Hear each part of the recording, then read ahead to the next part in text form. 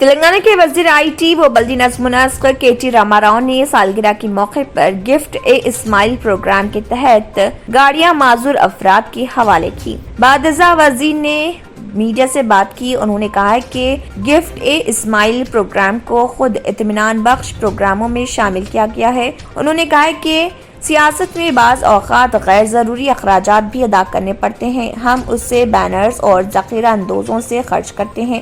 انہوں نے کہا کہ اس کا خیال اسے کم کرنے کے لیے تھا۔ گزشتہ سال ان کے سالگرہ کے موقع پر کورونا ایمبولینسز تقسیم کی گئی تاکہ آفت زدہ حالات میں ضائع ہونے والے اخراجات ادا نہ کیے جا سکیں۔ اس سال کی سالگرہ کے موقع پر معذور افراد کو موٹر سائیکل تقسیم کیے جا رہے، یہاں تک کہ TRS کے رہنما بھی خود آگے آ رہے اور مصیبت زدہ لوگوں کی مدد کر رہے۔ وزیر نے معذور افراد کی روزی روٹی کے لیے مفید ثابت ہونے کا بھی انکشاف کیا۔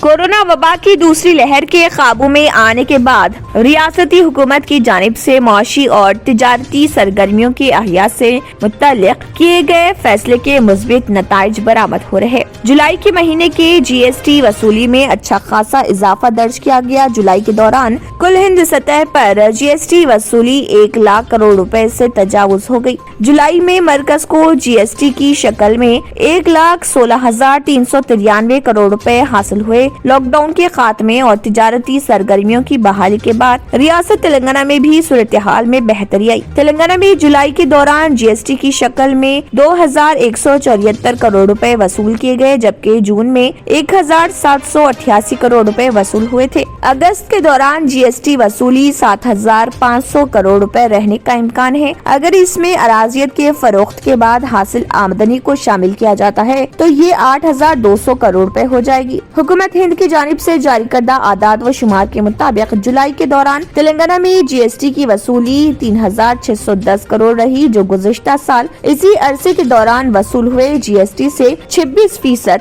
زیادہ ہے۔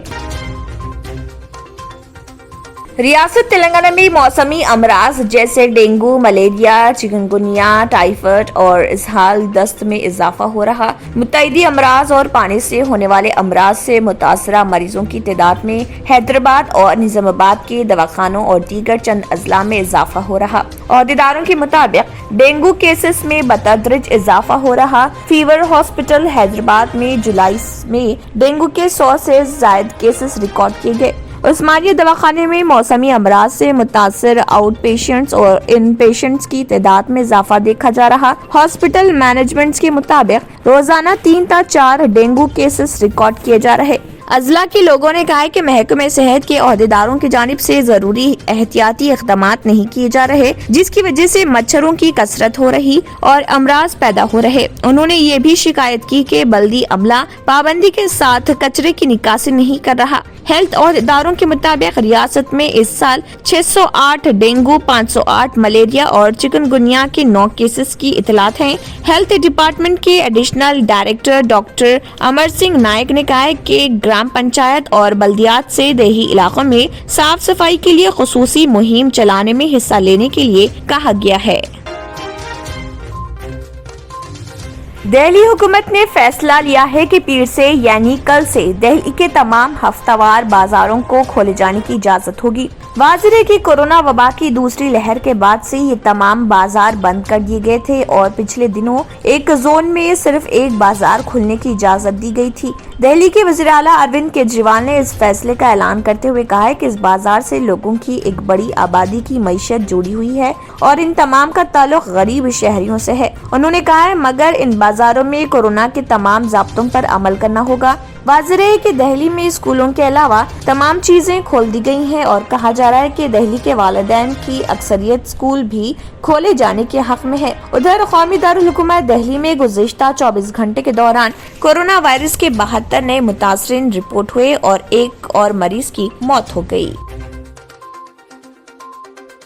कोविड के मुनासिब रवैये की मुनासिब पाबंदी के साथ पिनराई विजयन की ज़र-क़यादत केरला हुकूमत ने 11 अगस्त से मॉल्स दुकानें खोलने की इजाज़त दी है। रियासत के डिजास्टर मैनेजमेंट डिपार्टमेंट ने एक नोटिफिकेशन जारी करते हुए हुकाम से कहा है कि वो मॉल्स के तमाम दाखिली मुकामात पर अफराद को तैनात करें ताकि कोविड-19 प्रोटोकॉल को यकीनी बनाया जा सके, जैसे मास्क पहनना, हैंड सैनिटाइजर का इस्तेमाल, दर्जे हरारत की जांच और समाजी फासला और दीगर शराइत सख्ती से इससे पहले के लोग दुकानों में दाखिल हों। चीफ सेक्रेटरी वीपी जोई की तरफ से जारी करदा हुक्म में कहा गया है कि रैपिड रेस्पॉन्स टीमों के मुअस्सर कामकाज की निगरानी और आरआरटी की निगरानी और राब्ते की निशानदेही को नुमाया करने के लिए जिले कलेक्टरों की तरफ से खुसूसी टीमें तैनात की जाएंगी। ताज़ा तरीन सर्कुलर जारी होने वाले सर्कुलर के अलावा जिसमें दुकानें, मार्केटें, बैंक, दफातर, मालियाती इदारे, फैक्ट्रियाँ, सनती इदारे, खुले